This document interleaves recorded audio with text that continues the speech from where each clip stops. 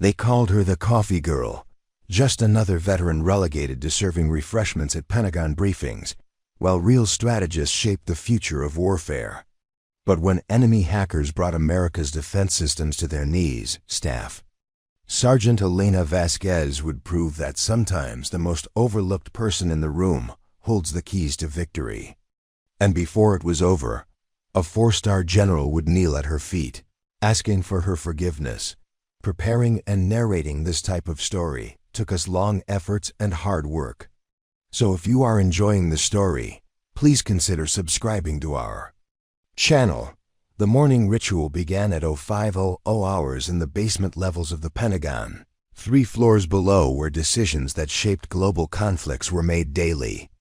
Elena wheeled her cart through sterile corridors, past offices where colonels debated troop movements and generals planned operations that would determine the fate of nations. Her cart carried the essential fuel of military bureaucracy: coffee, pastries, and the occasional energy drink for staffers pulling all-nighters. At 28, Elena stood 5 feet 4 inches tall with calloused hands that spoke of mechanical work and eyes that missed nothing. Her uniform was always perfectly pressed, her hair regulation length, and pulled back in a tight bun that emphasized the scar running along her left temple. Most people who saw her assumed it was from some mundane accident, maybe a kitchen mishap, or a minor vehicle collision. They never asked, and she never volunteered the truth.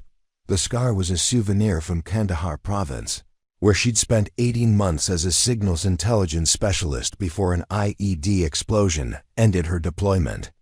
And according to her medical board, her usefulness to military operations. The blast had damaged her hearing in her left ear and left her with what the doctors called chronic pain syndrome. The military had offered her a medical discharge with full benefits, but Elena had chosen to stay, accepting reassignment to what everyone politely called administrative support. Her first stop was always the Strategic Communications Center, where a team of junior officers monitored global communications traffic. They barely looked up when she entered, focused on banks of screens displaying satellite feeds and intercepted communications. Elena placed fresh coffee at each workstation, her movements efficient and practiced. She'd been making this same route for 11 months now, invisible to the people whose careers depended on the intelligence flowing across those screens. "Thanks, Elena," muttered Lieutenant Collins without looking away from his monitor. "You're a lifesaver." Elena nodded and moved to the next station, where Captain Morrison was deep in conversation with a colleague about Russian naval movements in the Baltic Sea. She refilled his mug, noting the frequency readouts on his secondary monitor and the encryption protocols visible on his screen. Her photographic memory, a skill that had made her invaluable in Kandahar, recorded the information automatically. Not because she was spying, but because her mind simply worked that way, cataloging patterns and anomalies even when she wasn't trying. The next floor up housed the Cyber Warfare Division, where the Pentagon's digital defenders monitored threats to American computer networks. Here, Elena's reception was slightly warmer. Major Patricia Hayes, one of the few senior officers who actually remembered Elena's name, always had a genuine smile when the coffee cart arrived. "How are you holding up today, Elena?" Hayes asked, accepting her usual black coffee with 1 sugar. "No complaints, ma'am," Elena replied, though they both knew that wasn't entirely true. Elena's medical file contained regular reports of headaches, joint pain, and insomnia, all legacy issues from her deployment. The pain medication helped, but it also dulled her mental sharpness, so she gradually reduced her dosage against medical advice. "Any interesting traffic this morning?" Elena asked, nodding toward the threat assessment displays that dominated the division's main wall. Hayes glanced around, then lowered her voice. "Lot of chatter from the usual suspects. Nothing we can't handle, but everyone's a bit on edge. Intelligence suggests someone's been probing our infrastructure networks, testing response times and security protocols." Elena filed that information away as she continued her route. The pattern of her days had become predictable. Coffee service. Until 1,000 hours, then equipment inventory and maintenance in the building's communication centers. The afternoon brought administrative tasks, filing reports and updating equipment logs that nobody read but regulations required. But Elena's real education happened in the spaces between her official duties. During equipment checks, she observed how the Pentagon's various departments coordinated their operations. While replacing batteries in secure phones, she listened to conversations about operational planning and threat assessment.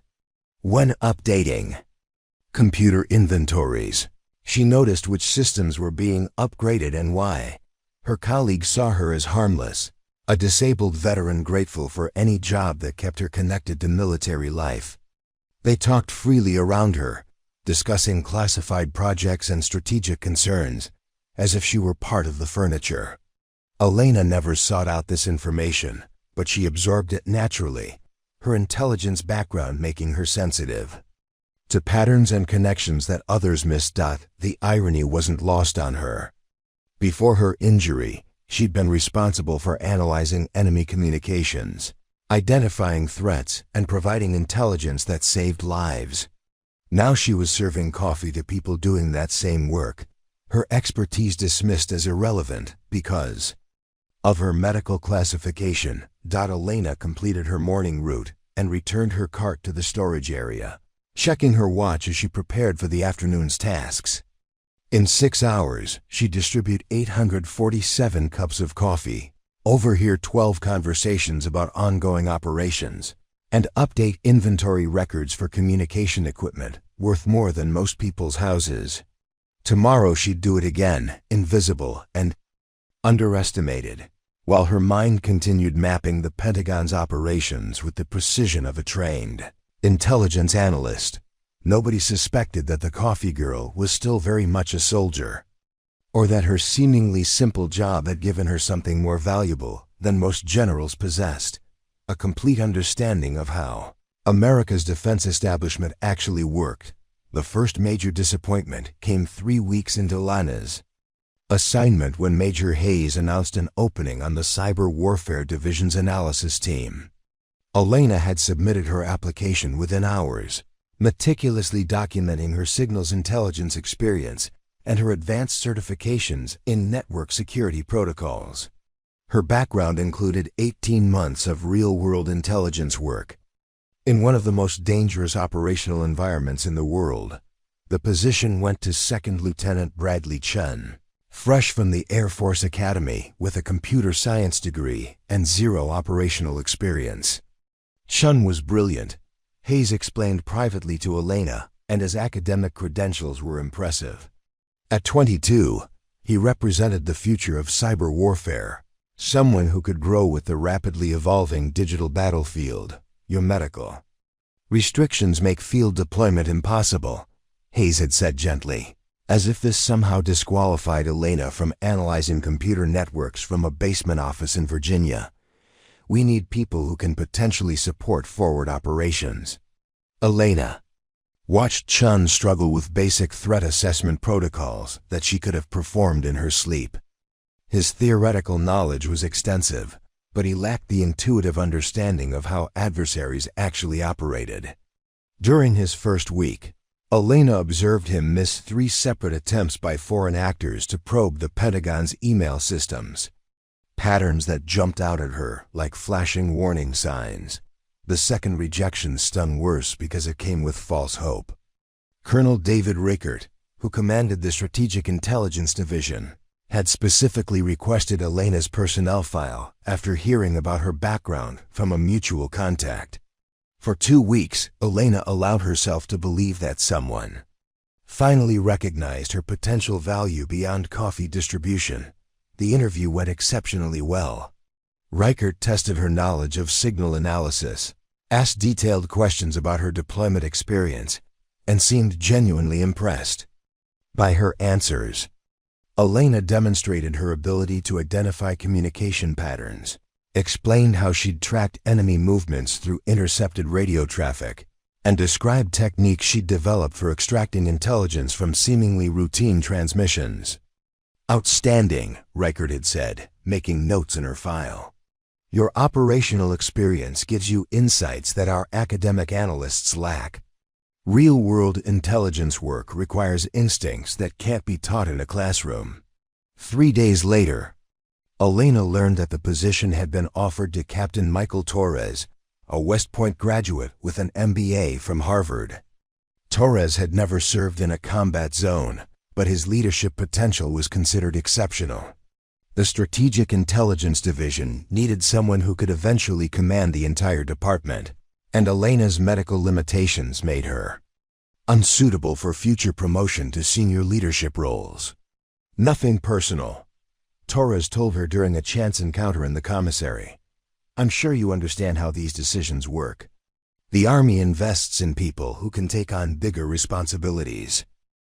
Elena smiled politely and congratulated him, then spent her lunch break in an empty conference room, staring at her reflection in the polished table surface. She understood exactly how these decisions worked. Her combat experience was valuable, enough to get her interviews, but her medical restrictions made her a dead-end investment. The military wanted leaders, not broken specialists. The pattern continued with depressing consistency. When the Homeland Security Liaison Office needed someone with Middle Eastern language skills, Elena's fluent Arabic and Farsi were deemed less important than the Elena's fluent Arabic and Farsi were deemed less important. Successful candidates' security clearances and networking connections.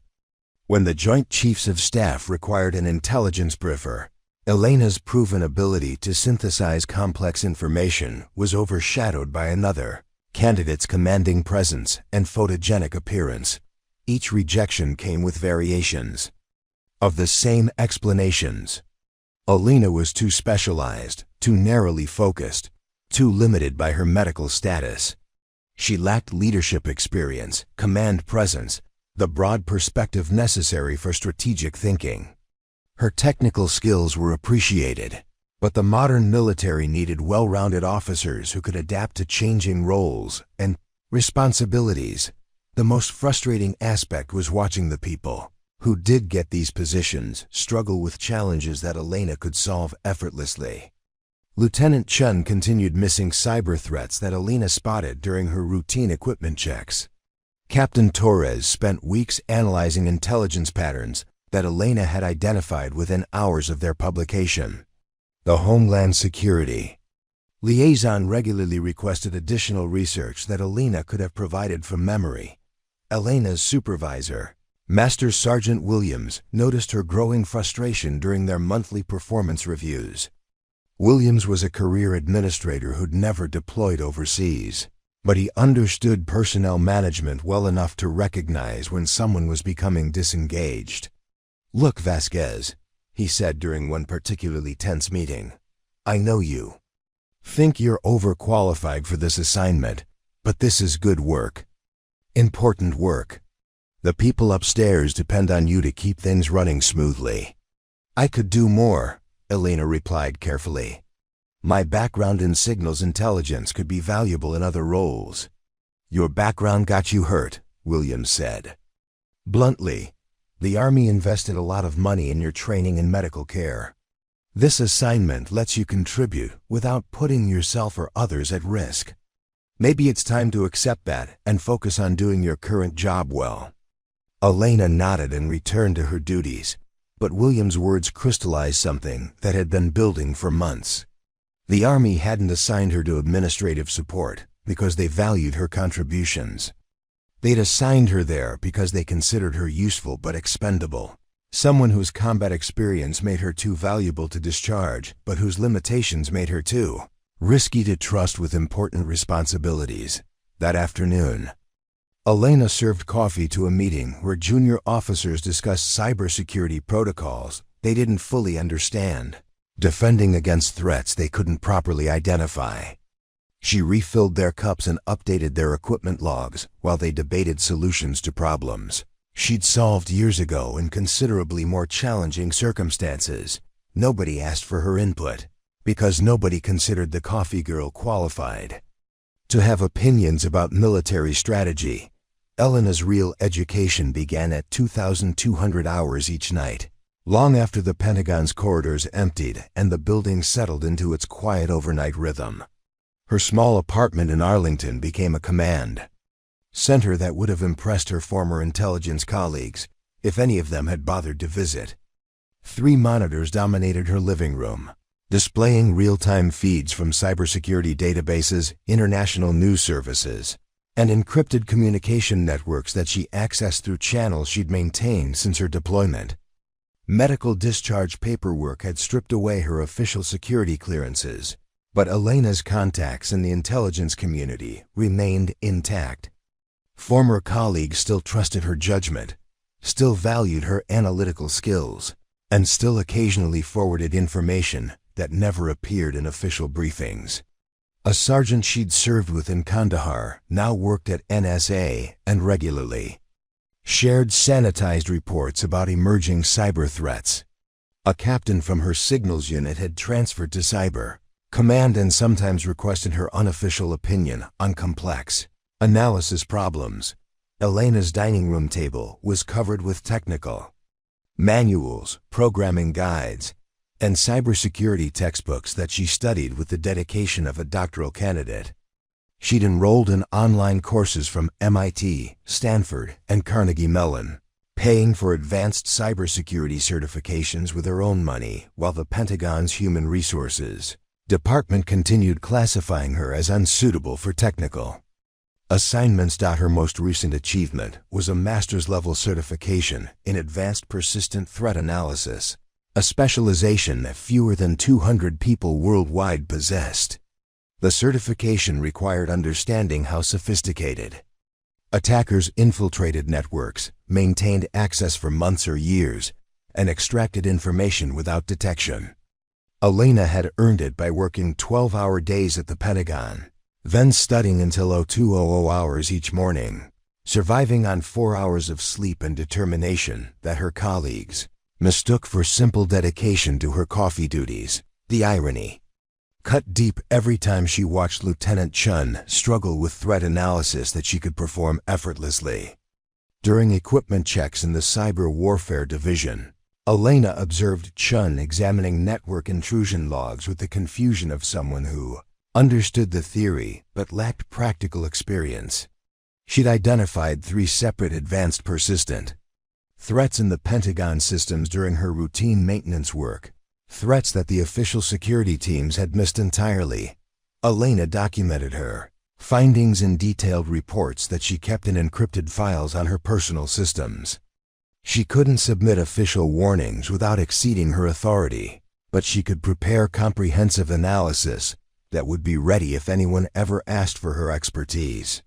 Her files contained penetration routes, attack vectors, and defensive recommendations that represented months of careful observation and analysis. Her apartment's spare bedroom housed equipment that most cyber warfare specialists would envy.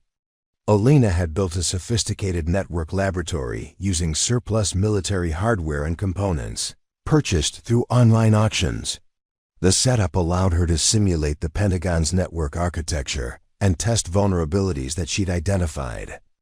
During her daily rounds, she could replicate attacks, develop countermeasures, and verify the effectiveness of defensive protocols without touching any official systems.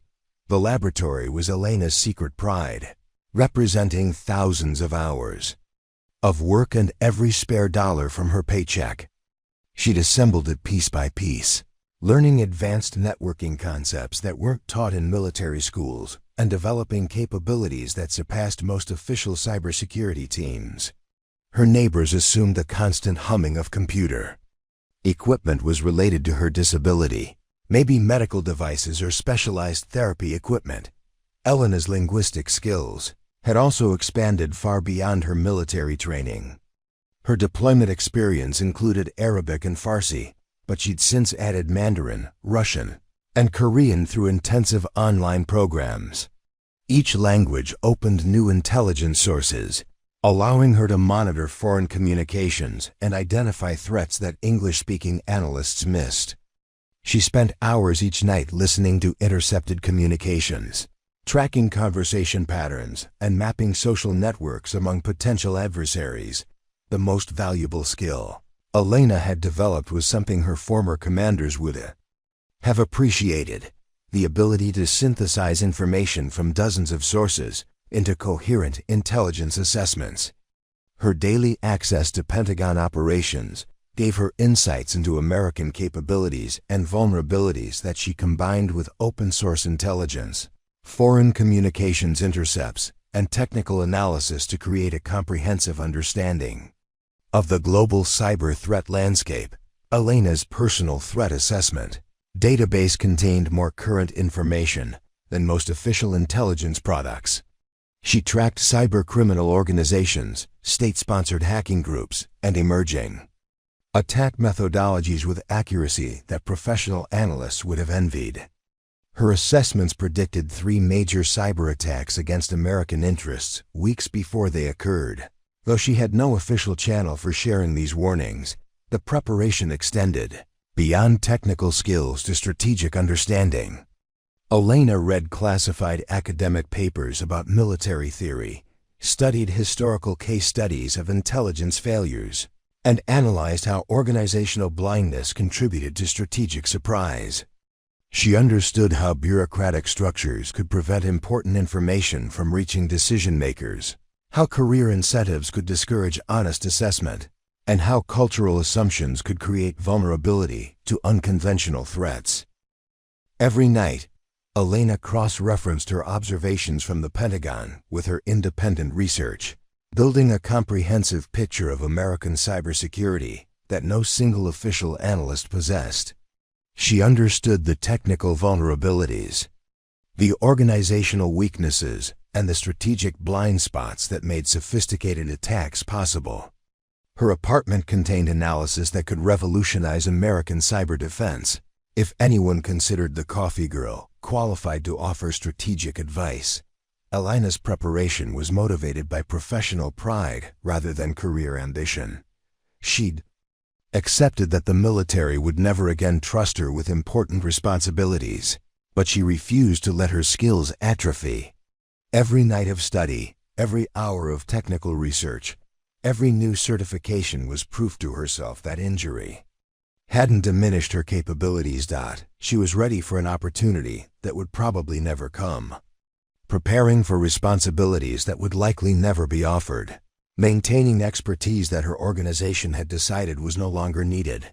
The first hint of trouble came during a routine security inspection when Sergeant Williams discovered Elena's personal notebook during a random check of her workstation. The notebook contained detailed diagrams of the Pentagon's communication systems, frequency allocations for secure radio networks, and technical specifications for encryption protocols that she'd observed during her equipment maintenance duties. "What exactly is this, Vasquez?" Williams asked, flipping through pages of meticulous technical notes. "These aren't part of your job responsibilities." Elena kept her voice steady despite the accusation underlying his question. "I take detailed notes to ensure proper equipment maintenance, Sergeant. Understanding system specifications helps me identify potential problems before they become failures." Williams studied a page containing network topology diagrams that Elena had drawn from memory. "This level of detail goes way beyond maintenance requirements. Why are you documenting classified system configurations?" "To do my job effectively," Elena replied, though she recognized how her thoroughness might appear suspicious to someone who didn't understand technical analysis. Equipment failures often result from system incompatibilities that aren't obvious without understanding the broader network architecture. Williams confiscated the notebook and scheduled a meeting with Elena's security officer, Captain Jennifer Morrison from the Personnel Security Division. Morrison had a reputation for thoroughness that made even senior officers nervous, and her interview with Elena carried the formal weight of an official investigation. "Staff Sergeant Vasquez," Morrison began, consulting a file that seemed considerably thicker than Elena's routine personnel records. There have been concerns raised about your activities outside normal duty hours. Can you explain why you've been accessing technical databases and requesting information beyond your assigned responsibilities? Elena had anticipated this question but found herself struggling with how to explain her motivation without sounding defensive. I maintain professional development activities to stay current with evolving technology, ma'am. My background in signals intelligence requires continuous learning to remain effective. Your current assignment doesn't require signals intelligence expertise, Morrison replied sharply. Your medical classification specifically restricts you from duties requiring security clearances above your current level. Yet you've been requesting access to threat assessment reports and tactical communication protocols. The accusations stung because they contained enough truth to be dangerous. Elena had indeed requested information that exceeded her official responsibilities, though her motivation was professional improvement rather than curiosity or malicious intent. Her former colleagues still occasionally asked for her input on complex analysis problems, conversations that required understanding current threat environments and defensive capabilities. Ma'am, I believe that maintaining professional competence serves the Army's interests regardless of my current assignment, Elena said carefully. My deployment experience gives me insights that could be valuable if circumstances required additional analytical support. Morrison's expression remained skeptical. Circumstances that require your expertise would involve deploying you to operational assignments, which your medical restrictions explicitly prohibit. Why maintain capabilities that you're medically unfit to employ? Elena felt the conversation moving toward dangerous territory. Admitting that she continued analyzing intelligence problems and developing cyber warfare expertise could be interpreted as refusing to accept her medical limitations. Military culture valued soldiers who followed orders and accepted assignments without complaint, not those who pursued unauthorized activities based on personal judgment. The investigation expanded when Lieutenant Chun reported suspicious behavior during Elena's equipment checks in the Cyber Warfare Division. Chun had noticed Elena spending extended time examining computer screens, asking detailed questions about system configurations, and demonstrating familiarity with threat analysis procedures that exceeded her supposed knowledge level. She knows things she shouldn't know, Chun reported to Major Hayes during a security briefing. Yesterday, she identified a potential vulnerability in our firewall configuration that our security team hadn't detected. When I asked how she recognized the problem, she claimed it was obvious from routine maintenance observations. Hayes had defended Elena initially, explaining that combat veterans often developed analytical skills that exceeded their formal training. But Chun's concerns gained credibility when other personnel reported similar observations. Elena's questions during equipment checks were increasingly sophisticated. Her technical knowledge appeared to exceed her official training, and her interest in operational details seemed inappropriate for someone in an administrative support role. The breaking point came when Colonel Reichert personally observed Elena during a classified briefing about emerging cyber threats. Elena was refilling coffee during the presentation, but Reichert noticed her reaction to specific technical details that suggested understanding far beyond casual listening. When the briefer mentioned advanced persistent threat techniques, Elena's body language indicated recognition and possibly disagreement with the analysis. After the briefing, Reichert requested Elena's complete personnel file and discovered documentation that raised additional concerns. Elena's medical records included references to persistent insomnia and anxiety, conditions that could potentially motivate unauthorized information gathering. Her financial records showed expenditures on technical equipment and training that seemed excessive for someone on her salary. Most troubling, her communication logs revealed regular contact with former colleagues in sensitive intelligence positions. I need to understand what she's really doing, Reichert told Morrison during A private meeting. Her behavior pattern suggests someone who refuses to accept the limitations of her current assignment.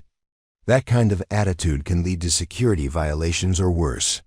Morrison agreed to expand the investigation, authorizing surveillance of Elena's activities and comprehensive review of her electronic communications. The investigation would determine whether Elena's apparent expertise represented harmless professional development or potentially dangerous unauthorized access to classified information.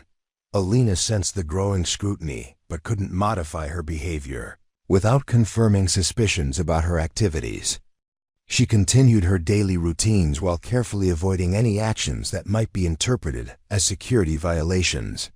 But the isolation was becoming pronounced as colleagues who'd previously treated her with friendly indifference now maintained careful professional distance. The message was clear. The coffee girl was becoming too interested in things that weren't her concern. The first indication of catastrophe arrived at 0347 hours on a Tuesday morning when every computer screen in the Pentagon's Cyber Warfare Division simultaneously displayed the same message. Your networks belong to us now. Shadow Collective. Elena was restocking coffee supplies in the basement storage area when emergency alarms began echoing through the building's corridors, their piercing wail indicating a code-red security breach. Within minutes, the Pentagon transformed into controlled chaos as personnel rushed to implement emergency protocols. Elena abandoned her supply cart and moved toward the Cyber Warfare Division, where she found Major Hayes coordinating response efforts with barely controlled panic in her voice. Banks of monitors that normally displayed network security status now showed cascading system failures as critical defense networks went offline one by one. How bad is it? Elena asked Lieutenant Chun, who was frantically typing commands that seemed to have no effect on the spreading digital infection. Catastrophic, Chun replied without looking away from his screen. They've penetrated everything: communication networks, logistical systems, even some weapons control interfaces. We're getting locked out of our own systems faster than we can respond. The attack was sophisticated beyond anything Elena had seen during her deployment experience. The Shadow Collective had apparently been planning this assault for months, infiltrating Pentagon networks through multiple vectors simultaneously. They'd compromised administrative systems to gain initial access, then used those entry points to spread malicious code throughout the military's digital infrastructure. Elena observed the defensive response with growing alarm. The cyber warfare team was following standard protocols designed for conventional attacks, but the Shadow Collective was employing techniques that rendered those defenses useless.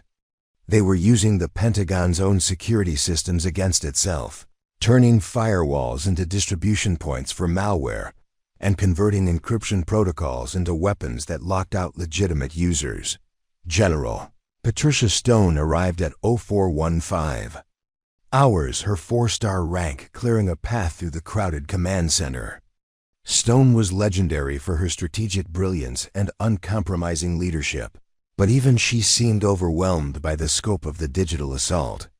Elena had served coffee to Stone during high-level briefings but had never seen the general display anything approaching uncertainty. Status report, Stone demanded, her voice cutting through the operational noise. Major Hayes consulted multiple displays showing the progression of the attack. Sir, we've lost primary communications with 17 overseas bases, logistical networks for 3 major supply depots, and command authority over 2 satellite communication systems. The attackers are systematically dismantling our digital infrastructure. Recovery timeline? Stone asked. Unknown, sir. They're using our own defensive systems to maintain access. Every time we close one penetration point, they open 3 more. Our standard countermeasures are proving ineffective. Elena watched the unfolding disaster with a growing sense of recognition. The attack patterns reminded her of techniques she'd studied during her private research. Sophisticated methods employed by state-sponsored hacking groups that combined traditional cyber warfare with psychological operations. The Shadow Collective wasn't just disrupting American military networks. They were demonstrating superior technical capabilities designed to undermine confidence in American cyber defense. The crisis deepened when Stone received reports that the attack had spread beyond Pentagon systems. Military hospitals were losing access to patient records. Air traffic control systems at military bases were experiencing failures, and naval vessels were reporting communication blackouts. The Shadow Collective had achieved something that America's enemies had attempted for decades: a coordinated assault that threatened to paralyze military operations globally. "We need options," Stone told her assembled staff. "What resources do we have for counterstrike operations?" Colonel Reichert stepped forward with obvious reluctance. "Sir, our offensive cyber capabilities depend on the same networks that are currently compromised. We can't launch effective countermeasures while we're locked out of our own systems." "Then we focus on defense," Stone replied. "Isolate critical systems, protect essential communications, and minimize damage until we can regain control." Elena recognized the fundamental flaw in this approach immediately. The Shadow Collective had anticipated defensive responses and designed their attack to exploit standard military protocols. Isolation would limit the spread of malware but would also fragment American defensive capabilities, making coordinated response impossible. Protection of essential communications would fail because the attackers had already compromised the encryption keys used to secure those networks. As she watched the Pentagon cyber warfare experts struggle with problems she understood intimately, Elena felt the familiar frustration of possessing solutions that no one would accept from the coffee girl. Her months of independent research had prepared her for exactly this scenario, had given her insights into advanced persistent threat techniques that the official security teams clearly lacked. The Shadow Collective's attack was masterful in its complexity, but Elena had studied their previous operations and understood their methodology. They relied on overwhelming their targets with simultaneous attacks that created confusion and prevented coordinated response.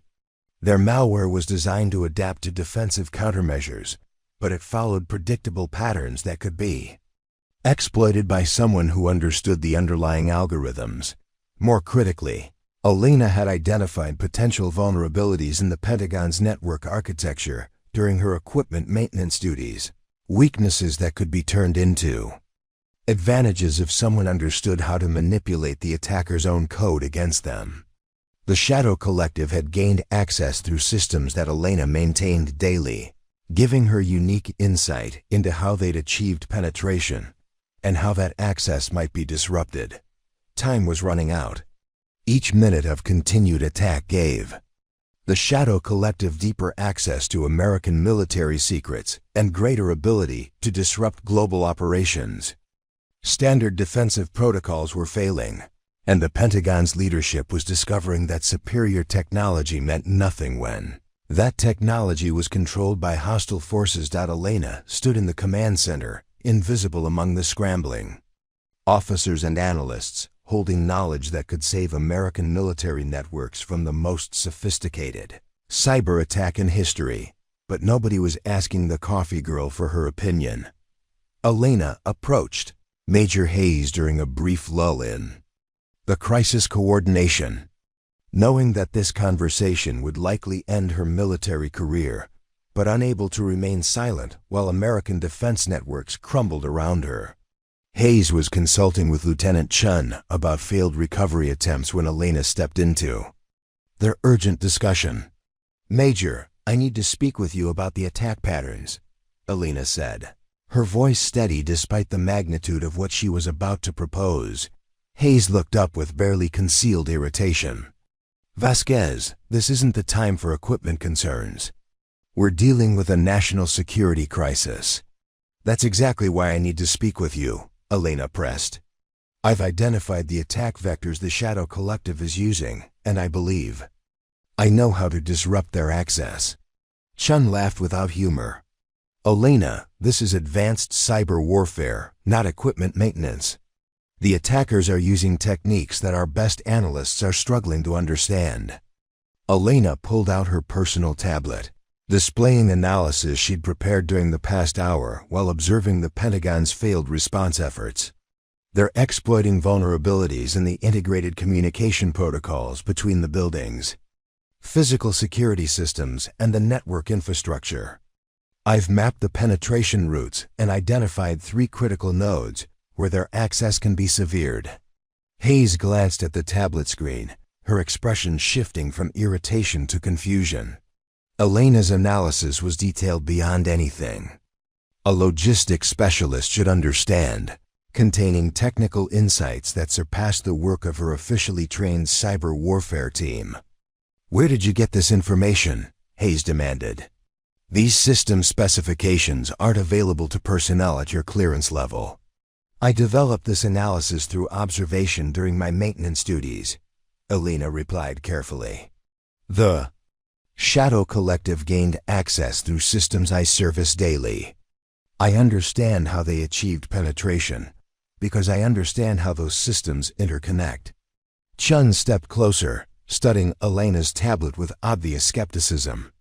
"This level of analysis requires advanced knowledge of network architecture and cyber attack methodologies. Your personnel file indicates no formal training in these areas." Elena realized that explaining her extensive self-directed education would sound like confession of unauthorized activities, but the crisis left her no choice. "I've maintained professional development in signals intelligence and cybersecurity since my medical reassignment. My background gives me insights into how sophisticated adversaries operate. Professional development or unauthorized access to classified information?" Hayes asked sharply. "Because what you're showing me suggests capabilities that exceed your official qualifications by several levels." The accusation hung in the air between them while alarms continued echoing through the command center. Elena understood that admitting the extent of her preparation would confirm suspicions about her activities, but watching American military networks collapse while she possessed potential solutions felt like betraying every soldier whose life depended on secure communications. "Major, the methodology doesn't matter if the analysis is correct," Elena said. "I can stop this attack, but it requires access to the building's core network infrastructure and authorization to implement countermeasures that exceed standard protocols." Hayes exchanged glances with Chun, both clearly uncomfortable with Elena's unexpected expertise. After months of viewing her as harmless administrative support, they were confronting evidence that the coffee girl possessed advanced analytical capabilities that their official experts lacked.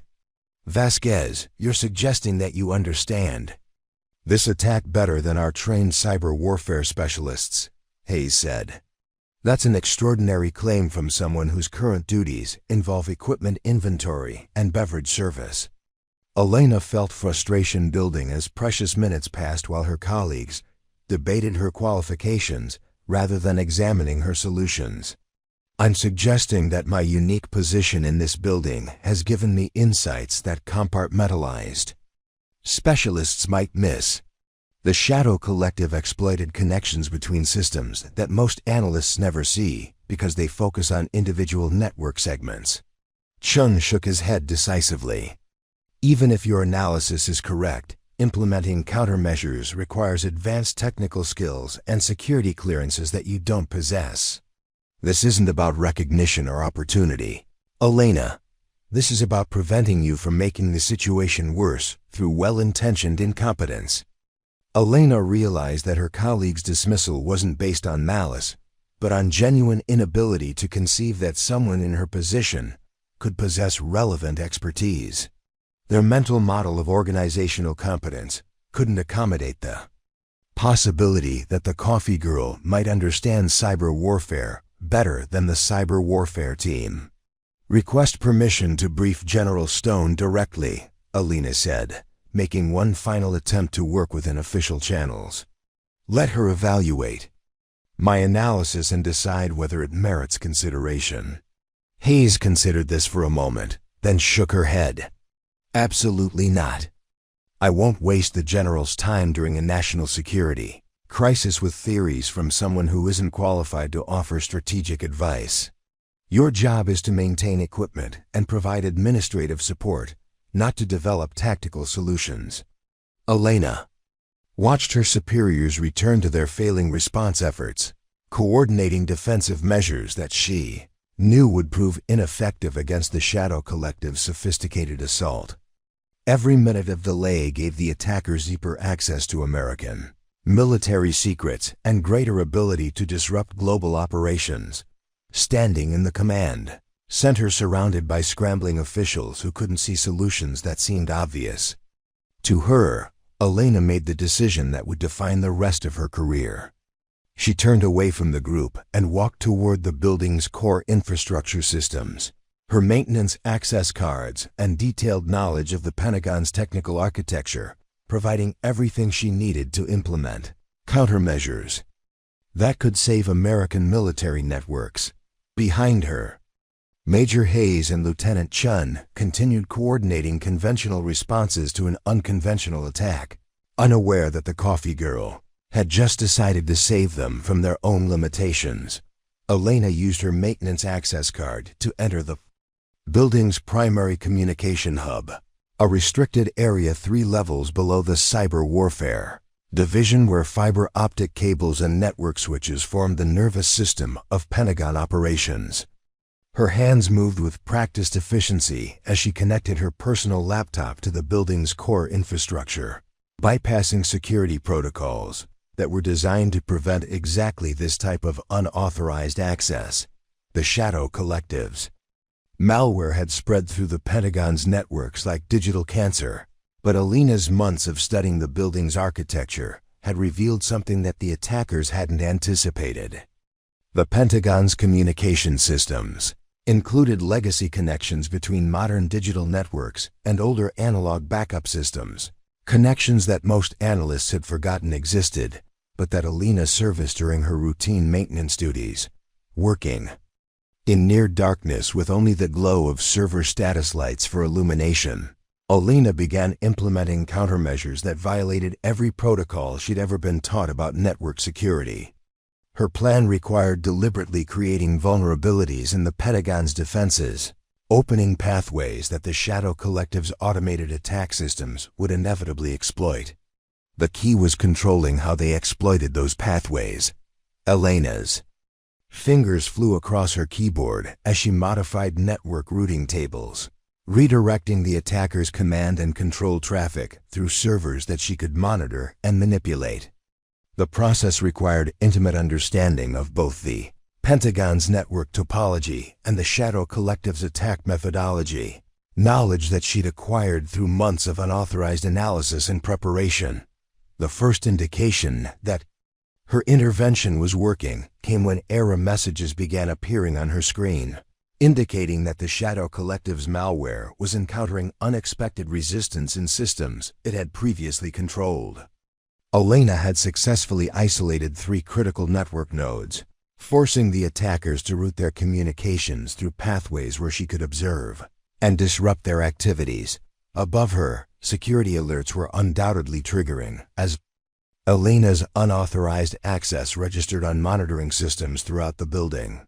She had perhaps 10 minutes before security personnel would track her location and force her to stop.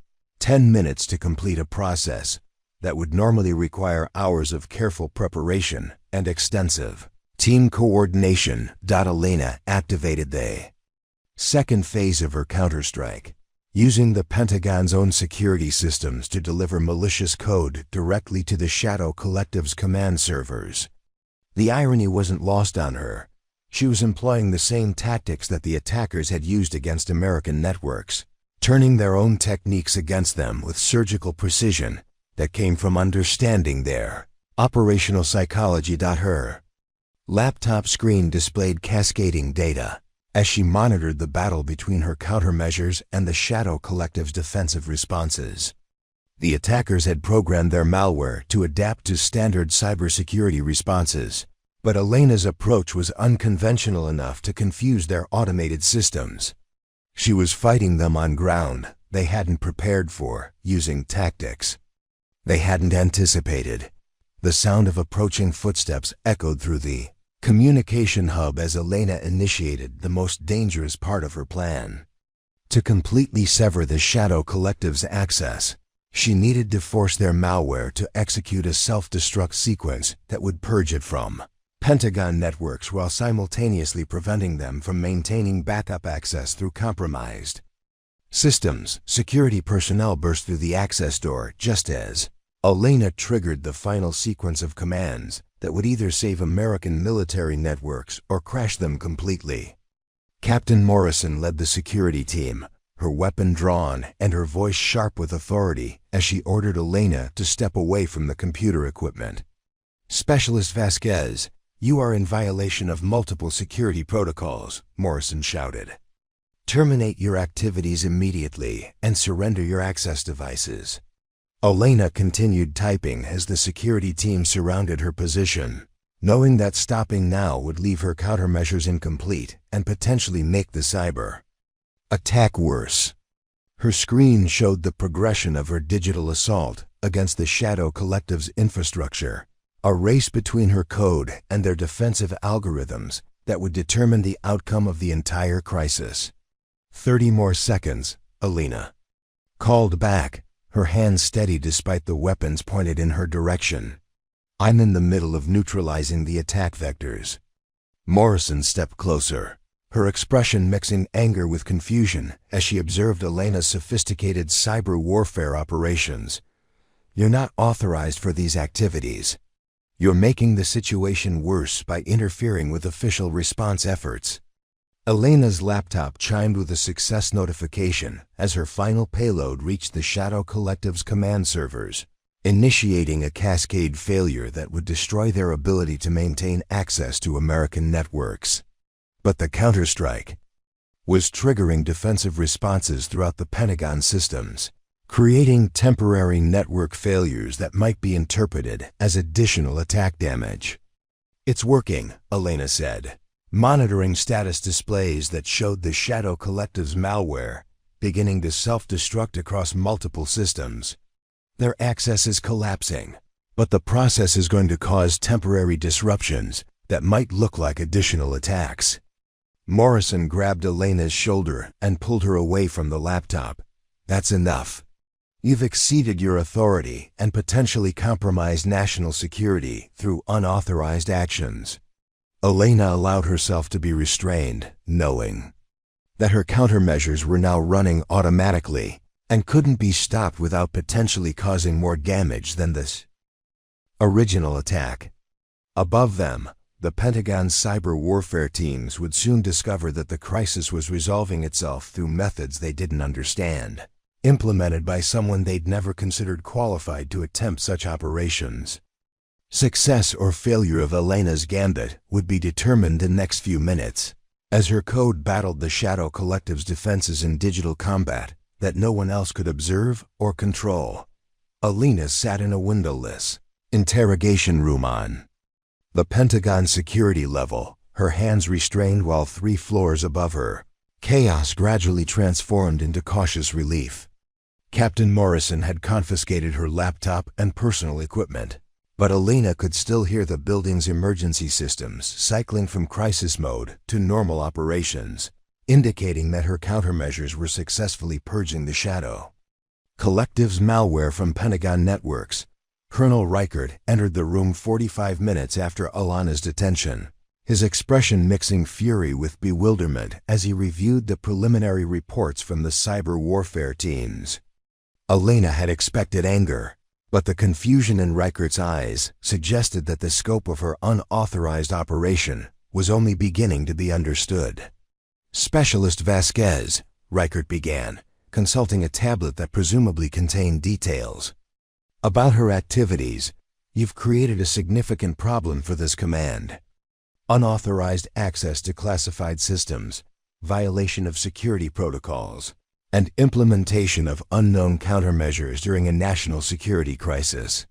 Elena remained silent, knowing that anything she said would likely be interpreted as insubordination or attempts to justify actions that clearly exceeded her authority.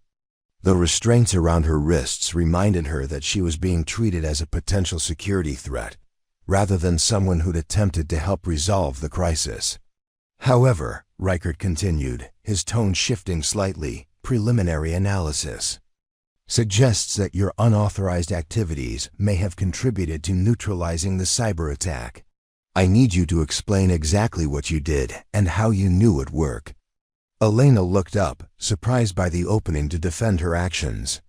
Sir, I identified vulnerabilities in the Pentagon's network architecture that the Shadow Collective was exploiting. My countermeasures forced their malware through controlled pathways, where it could be isolated and destroyed. That explanation assumes technical knowledge and analytical capabilities that your personnel file doesn't support, Reichert replied. How did you acquire the expertise necessary to conduct advanced cyber warfare operations? The question Elena had been dreading finally arrived. Admitting the extent of her self-directed education and unauthorized research would confirm every suspicion about her activities, but denying her preparation would make her success seem like dangerous luck rather than calculated intervention. Maintained professional development in signals intelligence and cybersecurity since my reassignment, Elena said carefully. My deployment experience provided foundation knowledge that I've expanded through independent study and observation during my maintenance duties. Reichert set down his tablet and leaned forward. Independent study that included accessing classified technical specifications, analyzing classified threat assessments, and developing unauthorized countermeasures using equipment and methods that exceed your security clearance. Preparing and narrating this type of story took us long efforts and hard work. So if you are enjoying the story, please consider subscribing to our channel. Elena felt the weight of potential criminal charges in Reichert's words. Her actions could be interpreted as espionage, unauthorized access to classified information, or deliberate security violations that threatened national security. The fact that her intervention had apparently succeeded might not be sufficient to overcome the severity of her protocol violations.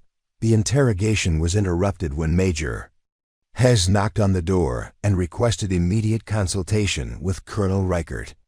Elena observed their hushed conversation through the room's observation window, noting Hayes' animated gestures and Reichert's increasingly serious expression. When Reichert returned, his demeanor had shifted noticeably. Vasquez, I've just received confirmation that your countermeasures successfully neutralized the Shadow Collective's attack. Every compromised system is coming back online, and their malware has been completely purged from Pentagon networks. Elena felt relief but recognized that success didn't necessarily absolve her of charges related to unauthorized activities. Military justice focused on obedience to orders and proper channels, not results achieved through insubordination. That's excellent news, sir, Elena replied neutrally. It's more than excellent, Reichert said. It's unprecedented. You accomplished something that our entire cyber warfare division couldn't achieve using methods that our best analysts don't understand. The question now is whether you're a security risk or an asset that we've been completely misusing. Elena sensed that her response would be critical to determining whether she faced court-martial or recognition. Sir, I believe I'm a soldier who was prepared for a situation that required my specific combination of skills and experience. Reichert studied her for a long moment. Your specific combination of skills includes capabilities that officially don't exist. You've demonstrated advanced cyber warfare expertise, detailed knowledge of Pentagon infrastructure, and analytical abilities that exceed your documented training. My documented training doesn't reflect my actual capabilities, Elena admitted. I've spent months developing skills that I believed might be needed, even though my current assignment didn't require them. Why? Reichert asked. Why invest personal time and resources in maintaining capabilities that your medical restrictions prevent you from using officially? Elena considered her answer carefully, because being ready for opportunity seemed more valuable than accepting limitations that others had defined for me. The conversation was interrupted again when General Stone herself appeared at the interrogation room door, her 4-star rank immediately transforming the atmosphere. Reichert stood at attention as Stone entered, her expression unreadable as she reviewed Elena's restrained position and the preliminary reports about her unauthorized intervention. "Specialist Vasquez," Stone said, her voice carrying the authority of Supreme Command, "I understand that you single-handedly neutralized a cyber attack that threatened to cripple American military operations globally." "Yes, ma'am," Elena replied. "I also understand that you accomplished this through unauthorized access to classified systems and violation of numerous security protocols." "Yes, ma'am." Stone studied Elena with the intensity of someone accustomed to making decisions that affected thousands of lives. "Those two facts present me with a significant problem, Specialist. You've proven capabilities that we didn't know existed, while demonstrating complete disregard for the chain of command." Elena waited for the verdict that would determine her future. General Stone removed Elena's restraints personally, the gesture carrying symbolic weight that wasn't lost on anyone in the room. "Specialist Vasquez, effective immediately. You are released from detention and restored to full duty status pending investigation review." Elena rubbed circulation back into her wrists, uncertain whether Stone's words represented absolution or merely delayed judgment. The general's expression remained unreadable as she consulted reports that detailed both Elena's security violations and her unprecedented success in neutralizing the cyber attack. "Colonel Reichert," Stone continued, "I want a complete assessment of Specialist Vasquez's actual capabilities within 24 hours. Not what her personnel file claims she can do, but what she has demonstrably proven she can accomplish." Reichert nodded crisply. "Yes, ma'am." "Should this assessment include review of her unauthorized activities and self-directed training?" "Especially those," Stone replied. "I want to understand how someone in a logistics support role developed cyber warfare capabilities that surpass our official specialists. Either we have a security problem or a personnel management problem, and I intend to determine which." Elena found herself escorted not back to detention, but to a secure briefing room where Major Hayes waited with Lieutenant Chen and several senior officers she didn't recognize. Hayes' demeanor had transformed completely from their earlier confrontation, replaced by professional respect tinged with obvious curiosity about Elena's hidden expertise. "Vasquez," Hayes began, "we need you to walk us through exactly how you neutralized the Shadow Collective's attack. Our technical teams are analyzing your countermeasures, but we need to understand your methodology to prevent similar vulnerabilities in the future." Elena spent the next 3 hours providing detailed briefings about the Pentagon's network architecture, explaining how her maintenance duties had revealed interconnections between systems that compartmentalized security teams never examined. She demonstrated her understanding of advanced persistent threat techniques, described the Shadow Collective's attack patterns, and explained how her countermeasures had exploited the attackers' own psychological assumptions about American defensive capabilities. The room's atmosphere shifted progressively as Elena's explanations revealed the depth of her knowledge and the sophistication of her analysis. Lieutenant Chen, who had previously dismissed her capabilities, now took detailed notes about techniques that exceeded his academic training. Colonel Reichert asked increasingly complex questions that Elena answered with confidence born from months of intensive preparation. "Outstanding," said Brigadier General Patricia Coleman, the Pentagon's Deputy Director for Cyber Operations, who had joined the briefing midway through Elena's presentation. "Your analysis of the attack vectors is more comprehensive than anything our official teams produced. How long have you been developing these capabilities?" "Since my reassignment 11 months ago, ma'am," Elena replied. I recognized that my combat experience gave me insights into adversary psychology that could be valuable in cyber warfare contexts. Coleman exchanged glances with Stone, who had observed the latter part of Elena's briefing with obvious interest.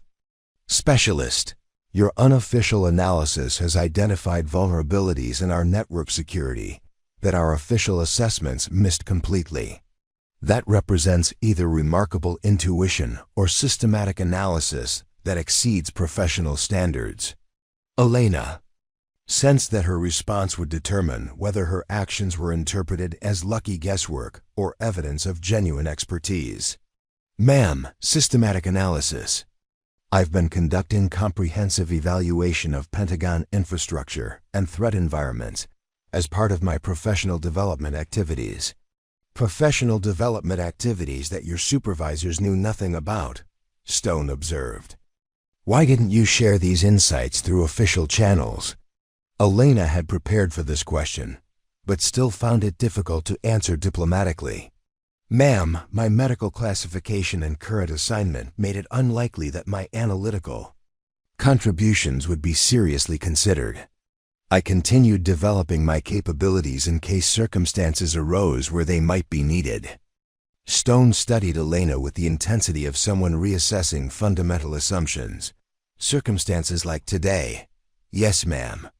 The briefing concluded with Coleman requesting that Elena prepare comprehensive recommendations for improving Pentagon cybersecurity based on her analysis of the Shadow Collective's attack methods. Elena was assigned temporary office space in the Cyber Warfare Division and given access to technical resources that her official position had never permitted. More significantly, Elena was granted security clearances that reflected her demonstrated capabilities rather than her medical restrictions. The paperwork took hours to process, but by evening, Elena found herself with authorization to access threat assessment databases, classified technical specifications, and analytical tools that she'd been studying unofficially for months. The transformation was immediate and profound. Colleagues who had previously seen her as the coffee girl now sought her opinions about cybersecurity protocols and threat analysis procedures. Her maintenance duties were reassigned to other personnel, replaced by responsibilities that utilized her intelligence background and technical expertise. Elena's first official assignment involved analyzing the Shadow Collective's attack to identify other potential vulnerabilities in military networks worldwide. The irony wasn't lost on her that she was now being paid to conduct the same analysis she'd been performing voluntarily during her off-duty hours. The Pentagon's senior leadership scheduled additional briefings where Elena presented her recommendations for improving cyber defense capabilities. Her insights were incorporated into official security protocols, and her analytical methods became standard procedures for evaluating advanced persistent threats. Within a week, Elena's personnel file was updated to reflect her actual qualifications rather than her medical limitations. Her new classification listed her as a senior cyber threat analyst with specialized expertise in adversary psychology and network vulnerability assessment. The coffee cart sat unused in the basement storage area, abandoned like the assumptions that had kept Elena confined to administrative support while her real talents went unrecognized. She now occupied an office 2 floors above her former workspace, surrounded by the technical equipment and analytical resources that her hidden preparation had always deserved. General Stone visited Elena's new office personally to review her progress on the cybersecurity assessment. As Stone examined Elena's comprehensive analysis of global military network vulnerabilities, she shook her head with obvious regret. Specialist Vasquez, Stone said quietly, I owe you an apology. 6 months after the Shadow Collective incident, Elena stood before an auditorium filled with Pentagon personnel, delivering a briefing on cyber threat assessment that would have been unimaginable during her days serving coffee to these same officers. Her presentation detailed vulnerabilities in military communications networks across 17 allied nations, Analysis that had taken 3 months of intensive investigation and international coordination. The audience included personnel from every branch of military service, intelligence analysts from civilian agencies, and senior officials whose decisions shaped global security policy. Elena's insights had become required reading for cyber warfare specialists worldwide, and her methodologies were being implemented by defense organizations from NATO headquarters to Pacific Fleet Command Centers. But the most significant change wasn't Elena's professional transformation. It was the ripple effect her actions had created throughout the Pentagon's culture, inspiring countless others to exceed the limitations that bureaucratic categories had imposed on their potential. Master Sergeant David Kim, a supply specialist, who had previously been confined to equipment logistics, now led a team developing innovative solutions for battlefield communication systems. Elena's example had encouraged him to pursue engineering training that revealed capabilities his supervisors never knew existed. His prototype battlefield networks were being tested by Special Operations Command and had already saved lives during missions in hostile territories. Captain Sarah Mitchell, formerly restricted to administrative duties due to a training injury, had used Elena's precedent to argue for reassignment to strategic planning. Her unconventional approaches to logistics optimization had revolutionized how the military coordinated supply chains during rapid deployment operations. Mitchell's innovations were reducing response times for humanitarian missions while improving efficiency for combat operations. The changes extended beyond individual career transformations. Elena's unauthorized intervention had forced Pentagon leadership to confront fundamental assumptions about talent recognition and organizational flexibility.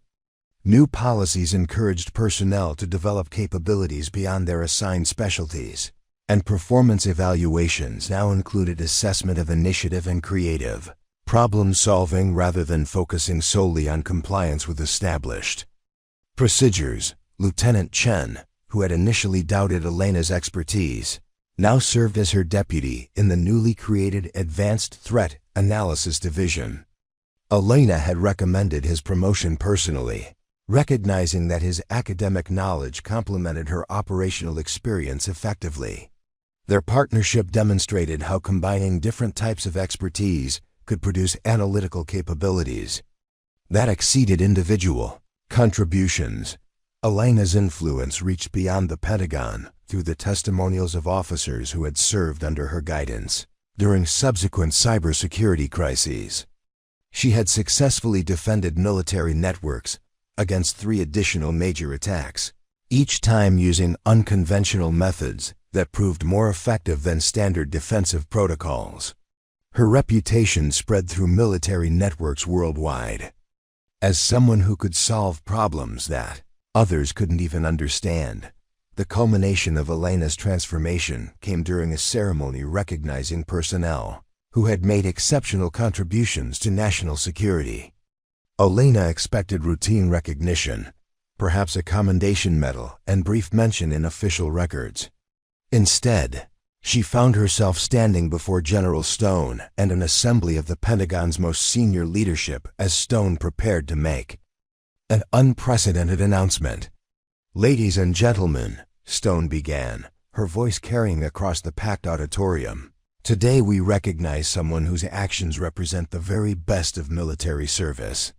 Not just courage under fire, but the kind of dedication and preparation that epitomizes what we expect from American soldiers." Elena listened as Stone recounted the Shadow Collective incident, describing Elena's unauthorized intervention and its successful outcome in terms that emphasized both the technical brilliance and personal courage required for such action.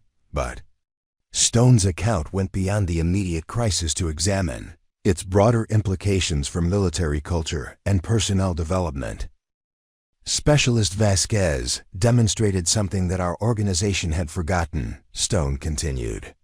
"That true readiness means preparing for responsibilities that may never be officially assigned, developing capabilities that extend beyond immediate duties, and maintaining the courage to act when circumstances demand excellence rather than compliance. Elena expected the ceremony to conclude with standard recognition, but Stone's next words carried weight that she hadn't anticipated. However, recognition is insufficient for someone whose contributions have fundamentally changed how this organization identifies and utilizes talent. Today, I am promoting Specialist Vasquez to the rank of Major, with assignment as Director of Strategic Cyber Defense, reporting directly to this command.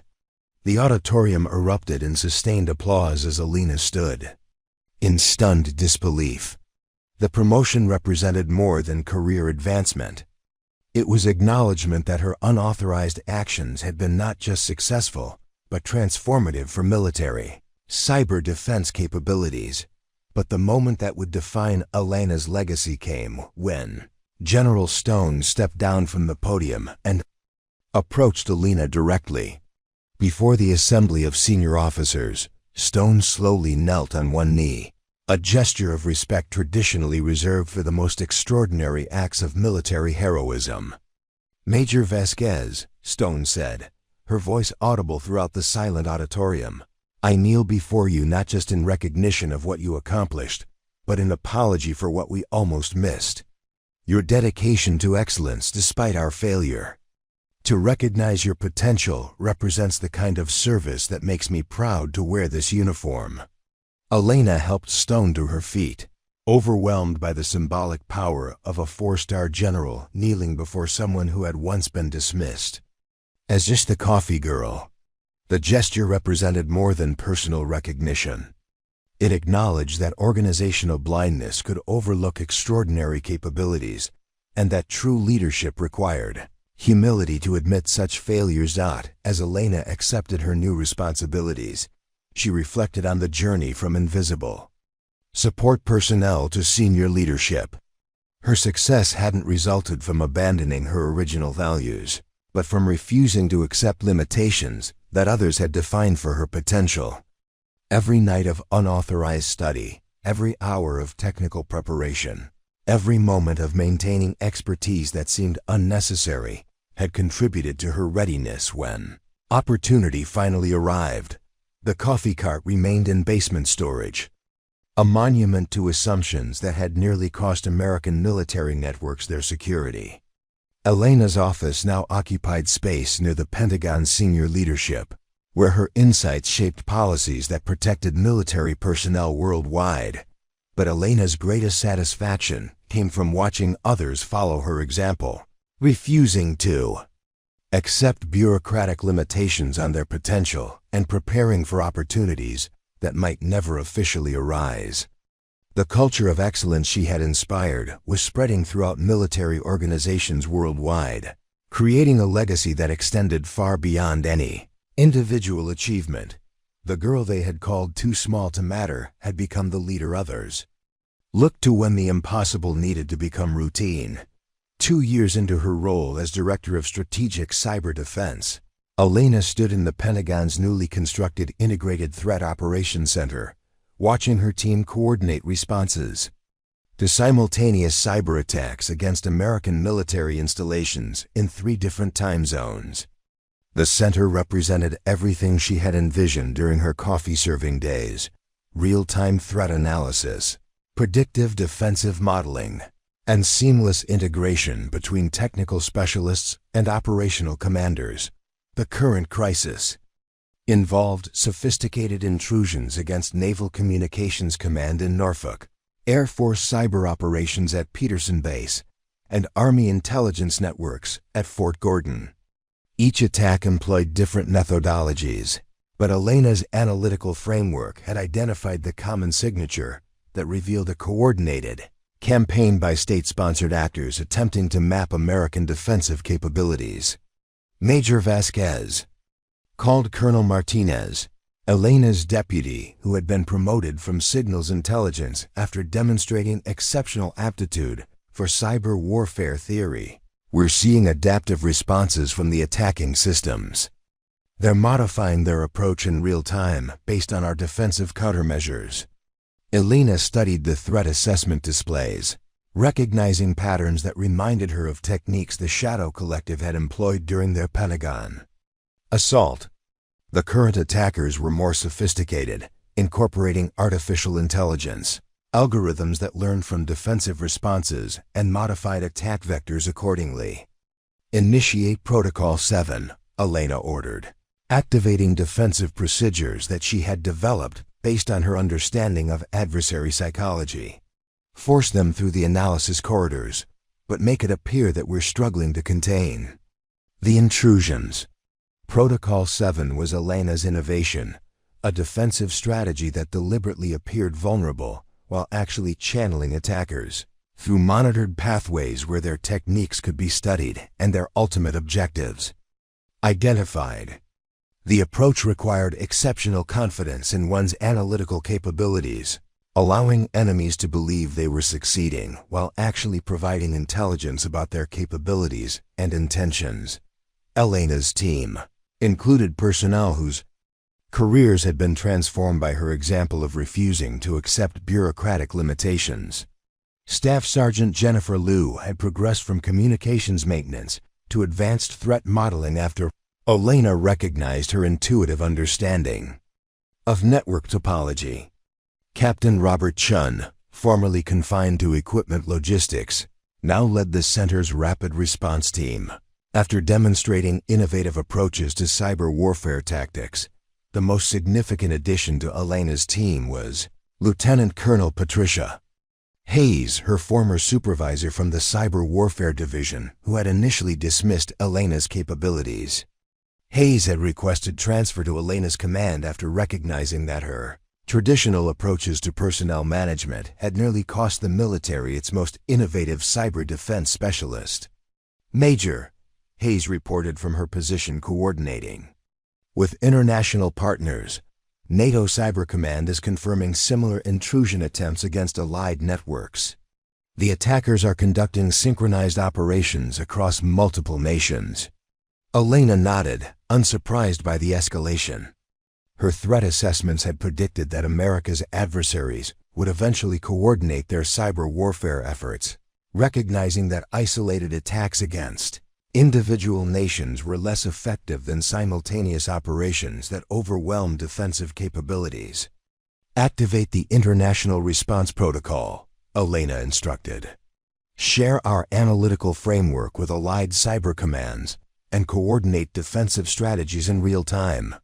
The International Response Protocol represented Elena's most ambitious innovation, a system for sharing threat analysis and defensive techniques among allied nations in real time during cyber attacks.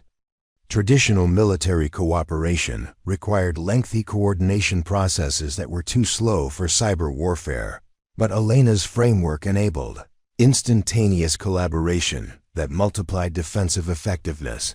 Elena's reputation had spread throughout the international intelligence community, earning her invitations to brief senior officials from allied nations and consulting opportunities with civilian cybersecurity organizations.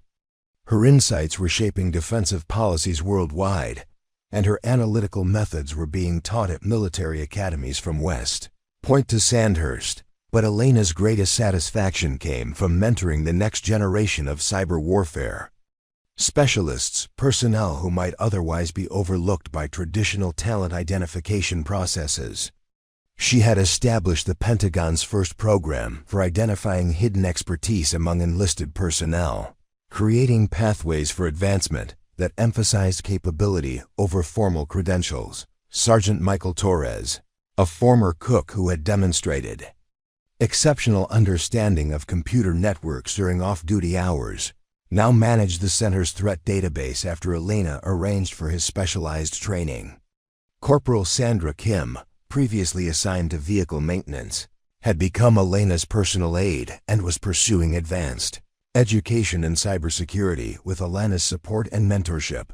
Elena's influence extended beyond individual careers to organizational culture. The Pentagon had implemented new policies encouraging personnel to develop capabilities beyond their assigned specialties, and performance evaluations now included assessment of innovation and creative problem-solving. Elena's example had inspired hundreds of military personnel to pursue additional training and education, creating a more versatile and capable force. The current cyber attack was resolving successfully, with Elena's team having identified the attacker's ultimate objectives while developing countermeasures that would prevent similar intrusions in the future. But Elena knew that each successful defense would prompt adversaries to develop more sophisticated attack methods, creating an endless cycle of technological innovation and strategic adaptation. "Excellent work, everyone," Elena announced as the last of the intrusion attempts was neutralized. "Document everything for after-action analysis. These attackers will return with improved techniques, and we need to be ready for their next iteration." As her team began compiling comprehensive reports about the attacks and defensive responses, Elena reflected on the journey that had brought her from coffee service to strategic leadership. Her success hadn't been achieved by abandoning her original dedication to service, but by refusing to accept that her medical limitations defined her potential contributions. The Pentagon's coffee service was now handled by automated systems, a change that Elena had recommended to ensure that no future talent would be overlooked due to assignment to routine duties. But Elena occasionally visited the basement storage area where her old cart remained, a reminder of how organizational assumptions could blind institutions to their most valuable resources. Elena's legacy wasn't just the cyber attacks she had prevented or the innovations she had developed. It was the culture of excellence and recognition she had inspired, encouraging countless others to exceed the limitations that circumstances had imposed on their potential. The phone on Elena's desk displayed a message from General Stone, requesting Elena's assessment of threats facing military operations in emerging conflict zones. Elena smiled as she prepared her response, knowing that her insights would shape decisions affecting military personnel worldwide. The coffee girl had become the strategist whose opinion generals sought when the impossible needed to become achievable. 5 years later, Elena stood before a gathering of military cadets at West Point, delivering the keynote address at their graduation ceremony. The auditorium was packed with future officers who would lead America's military into an increasingly complex digital battlefield, and Elena's story had become required study for understanding leadership and potential recognition. "When I was serving coffee in the Pentagon basement," Elena began, her voice carrying across the silent auditorium, "nobody imagined that the disabled veteran pushing the cart might hold the keys to defending America's most critical networks. But here's what I learned. Your value isn't determined by others' perception of your limitations. It's determined by your willingness to prepare for opportunities that may never officially arrive." The cadets listened intently as Elena described her journey from overlooked support personnel to senior leadership, emphasizing that her success came not from special talent, but from refusing to accept boundaries that others had defined for her. "Potential. Every one of you will face moments when others doubt your capabilities," Elena continued. "When that happens, remember that being underestimated is actually an advantage. It gives you the freedom to exceed expectations without anyone trying to stop you." As the ceremony concluded, Elena was approached by dozens of cadets seeking advice about their own careers. She shared her contact information freely, promising to mentor anyone willing to work beyond their assigned duties to develop capabilities that might someday save lives. The coffee girl had become the general whose story inspired a generation to believe that no limitation was permanent, no potential was too small to matter. What impossible dream are you preparing for in secret? Drop a comment below and tell us about the skills you're developing that others don't know about. If Elena's story inspired you to never accept limitations, hit that subscribe button and ring the notification bell, because we share stories every week about ordinary people who refuse to stay ordinary. Which part of Elena's journey resonated most with you? Let us know, and remember, the person they're underestimating today might be the leader they need tomorrow.